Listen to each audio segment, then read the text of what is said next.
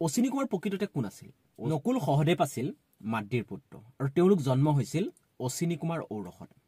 যুধিষ্ঠিৰ যমৰ অংশে আৰু ভীম হৈছে বায়ুৰ অংশত আৰু অৰ্জুন হৈছে ইন্দ্ৰৰ অংশত। ঠিক তেনেকৈ নকুল আৰু সহদেৱ অশ্বিনী কুমাৰৰ অংশত মাদ্ৰীৰ গৰ্ভত জন্ম হৈছিলে। এতিয়া সেই অশ্বিনী কুমাৰ, আমি অশ্বিনী কুমাৰ বুলি সকলোৱে জানো, কিন্তু অশ্বিনী কুমাৰ প্ৰকৃততে কোন আছিল? অশ্বিনী কুমাৰ এজন নহয়, অশ্বিনী কুমাৰ দুজন আছিলে। দুইজন জৰুৱা ককাই ভাই আছিলে। আজি মই এই ভিডিঅ'টোৰ জৰিয়তে অশ্বিনী কুমাৰৰ জন্মৰ কাহিনীটো, প্ৰকৃততে অশ্বিনী কুমাৰনো কোন, এই বিষয়ে অলপ জনাব বিচাৰিছোঁ।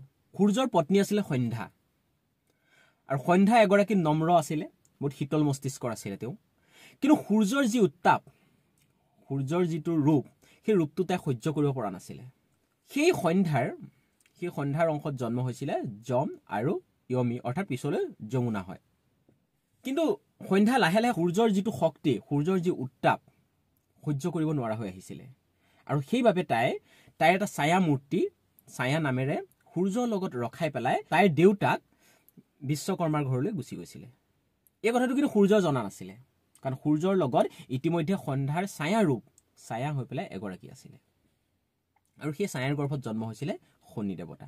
যেতিয়া সন্ধ্যা বিশ্বকৰ্মাৰ ঘৰত আছিলে, তেতিয়া বিশ্বকৰ্মাই ক'লে যে তুমি ইমান দিন ইয়াতে আছা, তুমি সূৰ্যৰ ওচৰলৈ আকৌ উভতি যোৱাগৈ। কিন্তু সন্ধ্যাই সূৰ্যৰ ওচৰলৈ আহিবলৈ ভয় খাইছিলে, আৰু সেইবাবে তাই বিশ্বকৰ্মাৰ ঘৰৰ পৰা গুচি আহিলে। আহি পেলাই তাই কিন্তু সূৰ্যৰ ওচৰলৈ নাই পেলাই তাই উত্তৰ কুৰু নামৰ এখন ঠাইত গৈ ঘোঁৰাৰ ৰূপত ধ্যান কৰি আছিলে। এদিন সূৰ্যই সকলোখিনি কথা গম পালে যে মোৰ লগত সন্ধ্যা নাই, প্ৰকৃততে সন্ধ্যাৰ এটা ছায়াৰ ৰূপহে আছে।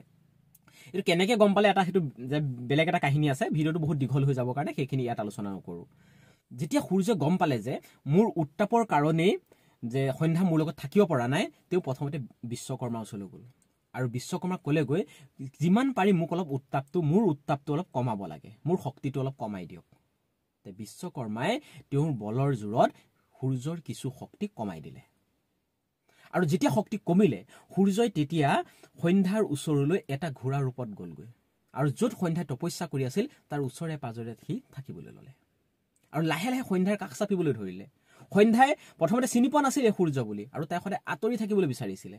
কিন্তু পিছলি যে গম পালে যে এয়া অন্য কোনো নহয়, এয়া সূৰ্যই, তেতিয়া সন্ধ্যাও তাৰ কাষ চাপি আহিলে, আৰু দুয়োজনে তাতে বহুদিন ভূমি ফুৰিলে, আৰু তাৰ ফলতে সেই ঘোঁৰাৰূপী সন্ধ্যা গৰ্ভৱতী হ'ল, আৰু তেওঁৰ দুটা জৰুৱা সন্তানৰ জন্ম হ'ল। সেই জৰুৱা সন্তান দুটাৰ নাম হ'ল নাসত্য আৰু দস্ৰ, অৰ্থাৎ একেলগে দুয়োজনকে অশ্বিনী কুমাৰ বুলি কোৱা হৈছে। অশ্ব মানে ঘোঁৰা, আৰু সেইবাবে তেওঁলোকক অশ্বিনী কুমাৰ বুলি কোৱা হৈছিলে। সেই অশ্বিনী কুমাৰেই হৈছে যিটো আমাৰ আয়ুৰ্বেদিক যিখন চিকিৎসা শাস্ত্ৰ, এই চিকিৎসা শাস্ত্ৰৰ নিৰ্মাতা বুলি কোৱা হৈছে। তেওঁলোকৰ হাতত প্ৰত্যেকটো ৰোগৰে ঔষধ আছিল, আৰু সেই অশ্বিনী কুমাৰৰ ঔৰসতেই আমাৰ নকুল সহদেৱ মাদ্ৰীৰ গৰ্ভত জন্ম হৈছিল, আৰু সেইবাবে নকুল সহদেৱ অশ্বিনী কুমাৰ অংশৰ বাবে তেওঁলোকক সেই গোটেই আয়ুৰ্বেদখিনি জানিছিলে।